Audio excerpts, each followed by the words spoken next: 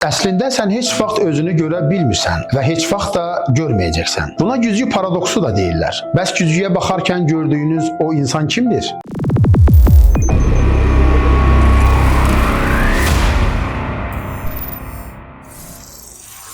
Sənə elə gəlir ki, özünü tanıyırsan, amma bir gerçək var. Sən heç vaxt özünü canlı görməmisən. Gördüyün hər şey ya bir əks olmalı, ya da bir fotoşəklin pikselləri. Sənin beynin gözlərindən gələn elektrik siqnallarını emal edir və sənə bir mən obrazı yaradır. Bəs ətrafındakı insanlar necə? Onların hər birinin beynində sənin görkəmin eynidirmi?